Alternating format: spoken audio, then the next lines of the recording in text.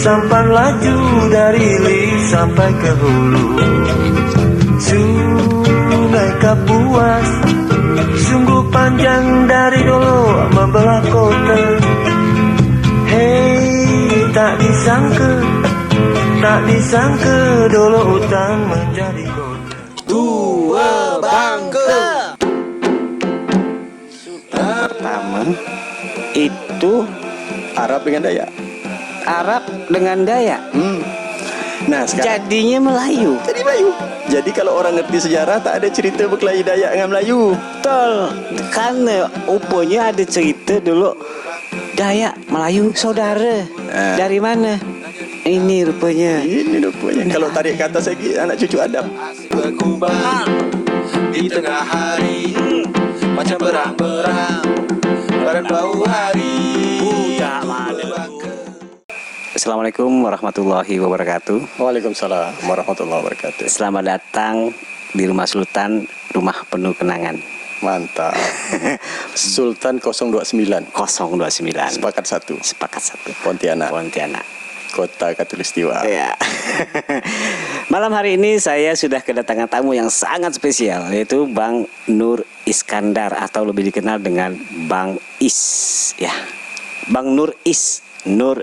Kalau ada Nur berarti ada cahayanya. Cahaya. Iskandar itu apa Bang? Iskandar Bang. Pahlawan ya. Alexander. Iskandar. Raja Macedonia. Mantap. Orang tua Bang ini keren ya. Ahli sejarah. Jadi Iskandar Muda. Sultan. Betul gak nih? Ini rumah Aceh. Sultan kedatangan Iskandar Muda. Ini ya. Sultan dari Aceh. Abang aktivitasnya adalah sebagai wartawan. Dan sekarang owner di Kampung Inggris Purnama. Mana cari? Aku tahunya sama ini nih ya. Kalau Nama orangnya aku punya yang ini yang punya. Kalau Saya pernah dengar. Bang? Purnama tuh menerangi tapi tidak membakar. Purnama itu menerangi tapi tidak membakar. Betul Bang. Kalau matahari itu Matahari menerangi bisa membakar. Contohnya kulit saya Bang. Ketawa kok kah? Benar nih kah? Bang, kebetulan nih kan abang nih wartawan nih. Pastinya banyak cerita unik di dalam kehidupan abang nih. Dan saya dapat informasi kalau abang nih berkecimpung di penelitian, penulisan tentang Sultan Hamid II. Bang ya? Ya. Nah, sebelum masuk ke Sultan Hamid II, sekarang ini kita kan masih masa-masa ulang tahun Kota Pontianak nih. Nah, yang ke-249. Ya. Emang ya. Nah, bisa tentunya ada napak tilas lah dari zaman ke zaman hingga sekarang. Bolehlah Abang sedikit cerita tentang Pontianak zaman dulu, macam mana masa penjajahan Belanda atau gimana, kita ini seperti apa Bang ya, sebelum masuk ke bab Hamid II. Kota Pontianak ini kota yang istimewa. Oh, betul Bang. Secara geografis dia titik nol bumi yang membelah sisi utara dengan sisi selatan. Itu titik azimut bumi, titik nolnya itu di kota kita. Titik 0 derajat. Orang sebut itu garis ekuator. Atau dengan kata lain Kota Katulistiwa. Kota ekuator itu kotanya titik nol dari sudut sinar matahari. Sehingga dalam bahasa Cina itu sebut Kuntien.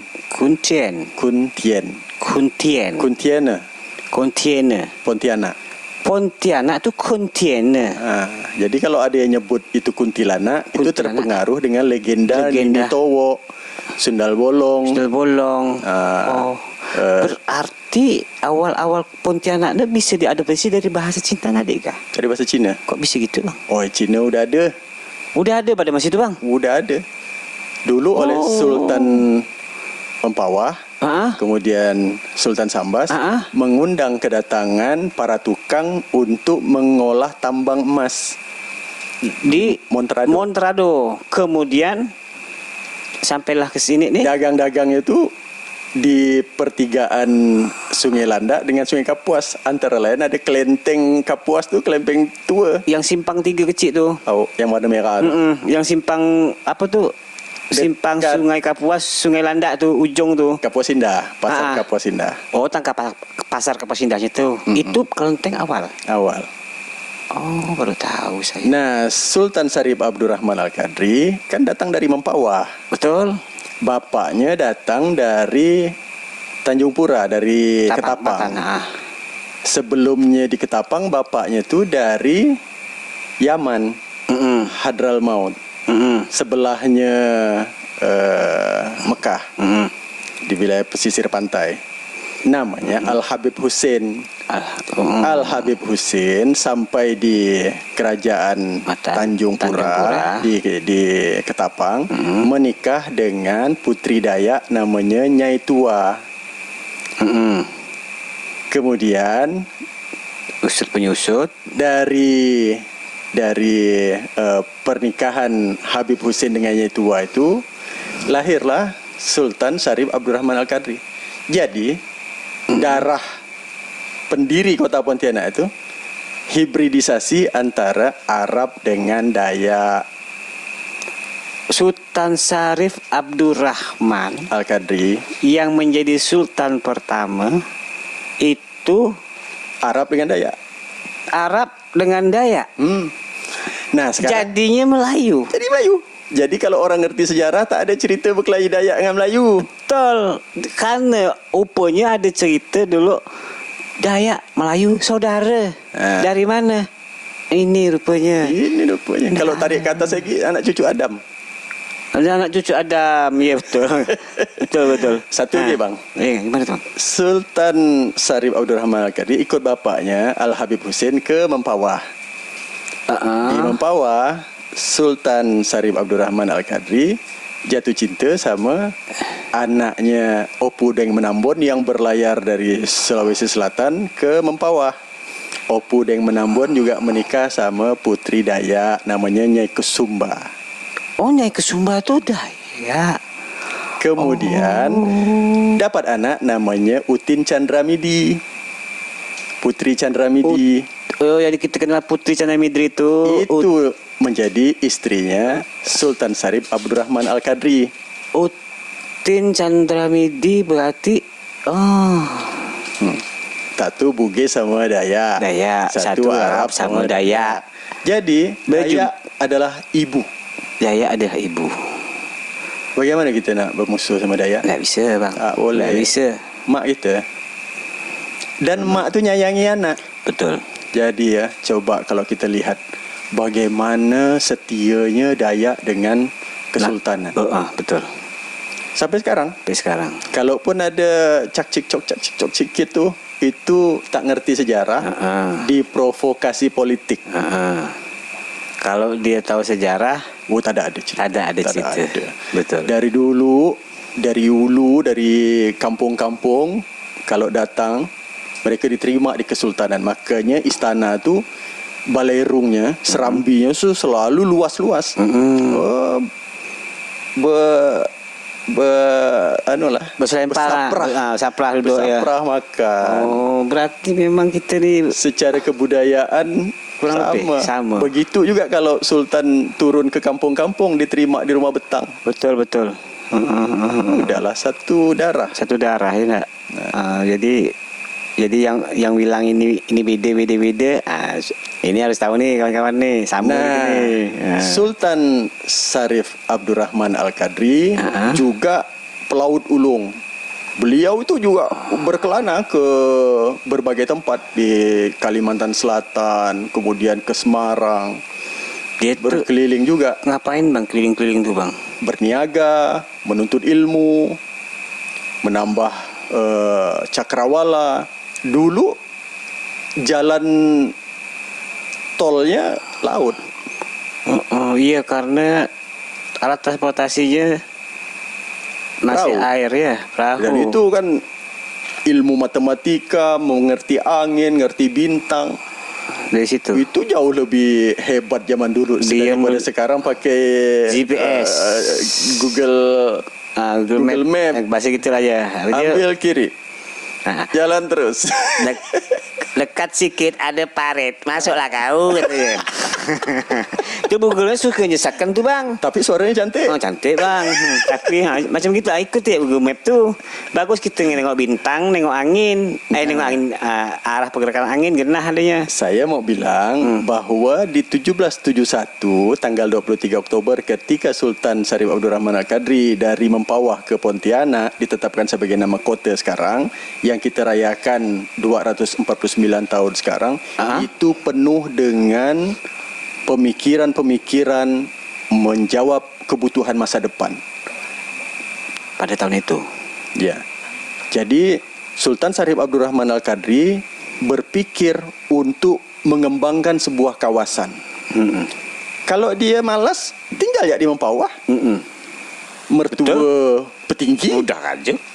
Apa dia mau turun dari situ? bapak ulama besar, Al-Habib Hussein. Pernah nak ke makam Al-Habib Hussein Di atas tuh ya. di Mempawah?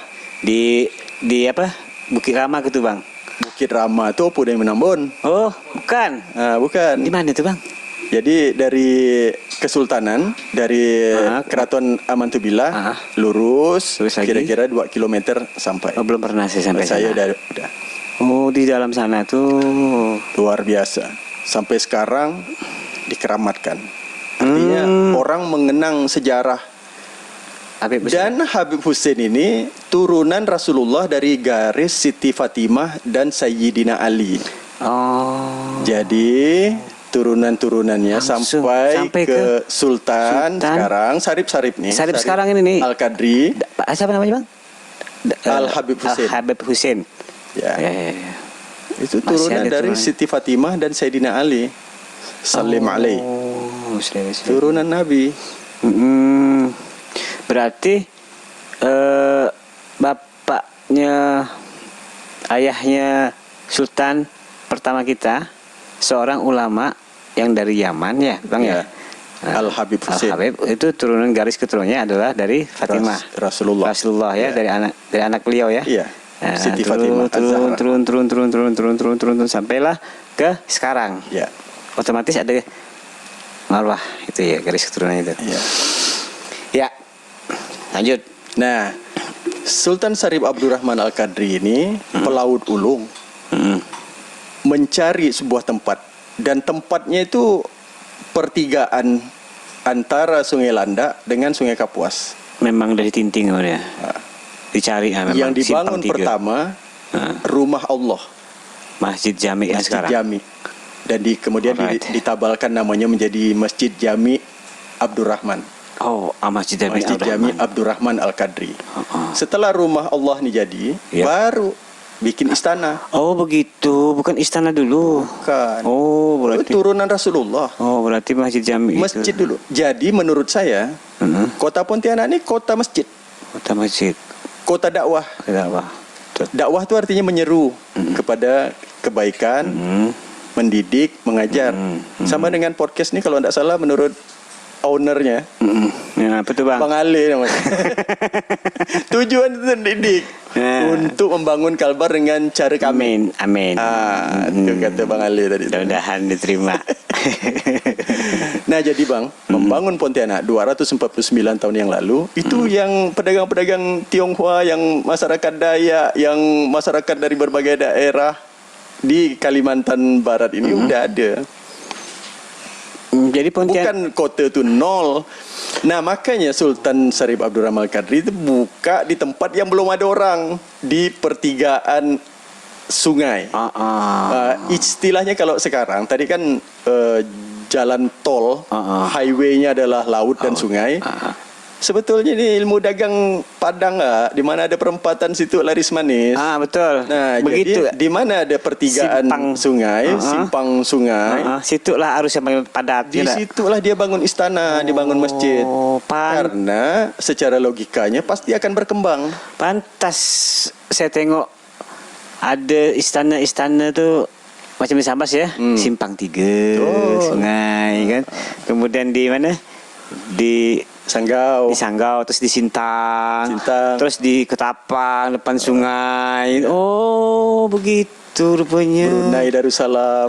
Brunei, gitu-gitu ya. Ya. Oh. Jadi Depan jalan. katakanlah 249 tahun yang lalu itu muda masih. Kategori muda Iya, karena muda. berdasarkan kerajaan-kerajaan yang ada di Kalimantan Barat, yang lain lebih senior. Iya. Mempawah lebih senior, Betul. Sambas lebih senior, Betul. Tanjung Pura lebih senior. Luar biasa. Gitu. Jadi kelenteng ada, masjid berdiri, Betul. jami berdiri. Betul. Namanya dari Kuntien. Kuntien. Kemudian ada pengaruh-pengaruh dari legenda-legenda Jawa. Itu tidak dipungkiri karena Patih Lohgender itu menikah dengan Dara Juanti, Sintang. Sintang. Panglima dari Majapahit. Jatuh cinta dengan, dalam tanda kutip, Dayak kak, Dara Juanti. Terjadi perkawinan antara Jawa dengan Dayak. Jadi kerisnya Pantasan di sana tuh ada kenong, ada gong apa segala macam, ada alat-alat dari Majapahit kayaknya. dari barang antaran Patih Lohgender buat Dara Juanti itulah ada Garuda di atasnya. Nah itu ada patung Garuda tuh. Itu jadi salah satu referensi Sultan Hamid bikin lambang negara. Al-Ikhwal berartinya dari sana, dari Sintang tuh. Beliau malah kumpulkan tokoh-tokoh Dayak. Ada Panglima Burung segala macam, ada Masuka Janting, ada Adik Johan. Untuk didengarkan masukan untuk membuat lambang negara. Diusulkan burung enggang, diusulkan burung ruai. Kemudian diusulkan juga burung Garuda karena lambang kerajaan Sintang udah Garuda. Berarti Sintang duluan yang bikin Garuda. Sintang Lambang. Garuda. Ketika danya Patih Lohgender datang melamar Dara Juanti. Perangkatnya itu antara logam-logam tadi ada patung Garuda. Ada Garuda. Patung Garuda itu diletakkan sebagai lambang Kerajaan Sintang. Kerajaan Sintang. Gitu ceritanya. Jadi Majapahit ada kaitannya dengan Kalimantan Barat. Ada. Sulawesi Selatan ada kaitannya dengan Kalimantan Barat. Adik-beradik Opudeng Menambon itu yang mendirikan kerajaan di Sarawak, di Brunei, di Sambas. Adik-beradik Empu yang Menambon. Opudeng Menambon. Baru tahu bang. Ngapa ndak ada yang nulis ya? Ada. Ada ke bang? Cuma Di sekolahan ndak ada cerita macam itu bang? itu yang harus diperjuangkan. Bang. Bukan salah Jawa, bukan salah Jawa sentris dalam hal sejarah. Kita kurang nulis diri kita sendiri. Tapi kita pun tak salah, tak nulis diri sendiri karena dibantai Jepang 2 generasi putus. Habis. Ilmuwan kita habis, ulama kita habis, guru-guru yang pandai baca tulis tu habis. 21.037 jiwa dari target menurut Kiyotada Takahashi, Panglima perang Jepang yang ada di Kalimantan Barat pada waktu itu targetnya 50.000. Yang dapat 21. Yang pintar-pintar mau dihabisi, tinggal perempuan dan anak-anak mau dijepangisasi. Abang tahu ya kenapa Kalimantan Barat basis pembantaian Jepang? Dari Jepang dekat masuk ke sini lewat laut. Jadi dia pengen mau menguasai kita gitu. Dia ingin jadikan Kalimantan Barat sebagai pangkalan militer Jepang untuk menghadapi Perang Dunia Kedua. Jangan-jangan Bukit Rel itu bekas senjata-senjata dia tuh bang? Bukan itu lagi. Para Jepang tuh di dekat Spadio. Pakai Jepang yang tempat nyimpan senjata juga tuh. Selain itu juga tempat pembantaian karena Romusa kan dipakai untuk membangun bandara. Tempat pendaratan pesawat yang jadi sekarang Bandara Supadio. Berarti pakai Jepang itu memang tempat markas Jepang. Pantas disebut pakai Jepang ya, nak bantai pun situ, naik senjata pun. Soalnya biasa jumpa peluru, pistol apa segala macam kan. Ya, kawan-kawannya pernah jumpa kayak model alat berat gitu bang di Bukit Rel tuh bang. Tumpukan-tumpukan itu memang betul ke bang. Jepang dulu beroperasi ngapa ke buka kebun kali dia ya. Betul ke bang? Korban kekerasan mereka juga yang dari pembangunan massal ya, seperti bandara, kemudian Taman Alun Kapuas. Itu korban-korban kekerasan tuh ada yang dibawa ke sana, ada yang dibawa ke sini. Antara lain juga ditemukan banyak tengkorak-tengkorak di sebuah parit, akhirnya jadi parit tengkorak. begitu punya cerita Pai Tengkorak tu. Mau kubur ayah tu ya. Oh, berarti Jepang tu lumayan lah ya. Jepang pertama kali masuk di Indonesia tu di Di mana, Bang? Pemangkat. Dari Pemangkat masuk ke Pontianak. Baru ke Jawa sana. Oh, kita masuk ke sini dulu Kita dulu. Maka jadi sana tidak ada dalam buku sejarah. Terjajah. Mana cerita ada genosida di Kalimantan Barat ni? 21,037 jiwa. Dan itu Sultan ke-6 Kesultanan Kadriah, cucu cicit dari Sultan Syarif Abdurrahman Al-Qadri. Inilah pertanyaan Dihajar habis-habisan oleh Inilah pertanyaan Jepang. saya nih. Kenapa dia malah menghabiskan kita-kita nih, Bah? Generasi emas kita waktu itu habis berapa generasi itu, Bah? Oh. Kalau tidak pengen menguasai. Kalau tidak dibantai oleh Jepang pada itu. Kan Jepang juga membantai seluruh kesultanan yang ada di Kalimantan Barat. Betul. Selain Kesultanan Pontianak. Betul, Bang. Termasuk Sambas, Ketapang, Iya. Sintang. Iya. Itu dihabisi semua. Harta bendanya diambil, emas, intan, berlian. Dipakai untuk biaya perang. Oh, gitu rupanya. Saya Padahal waktu zaman wawancara dengan kakaknya Sultan Hamid, anaknya Sultan Muhammad, namanya Ratu Perbu Wijaya. Tahun 94. Kami wawancara. Udah berapa tahun dah tu? 94. 26 tahun yang lalu. 26 tahun yang lalu, 94. Wawancara dengan beliau. Beliau bilang, saya tak suka dengan Jepang karena traumatik. Di depan mata dia tengok orang tua tu ditangkap.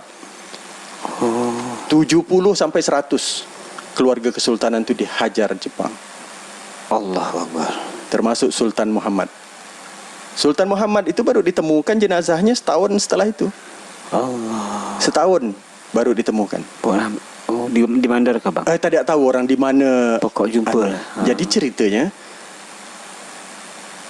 pada saat Indonesia merdeka, Jepang dibom Hiroshima dan Nagasaki. Kemudian Sultan Hamid yang berperang melawan Jepang. Sultan Hamid ini tentara. Dikirim oleh bapaknya sekolah sejak SD. Itu udah di luar kota Pontianak. Beliau tu disekolahkan di Sukabumi, di Malang, di Bandung. Ada juga sekolah di Pontianak. Jadi dia istilahnya berpindah-pindah. Dan dititipkan dengan seorang guru berkebangsaan Inggris namanya Nona Fox. Nona Fox. Bahasa Inggris. Warga Inggris. Warga Inggris. Secara intelijensi, Sultan Muhammad mau anaknya itu menguasai bahasa internasional. Dengan sendirinya bahasa Inggris bisa, bahasa Belanda bisa, bahasa Arab bisa. Betul. Kerja menggila, asik berkubang di tengah hari, macam berang-berang, badan bau hari.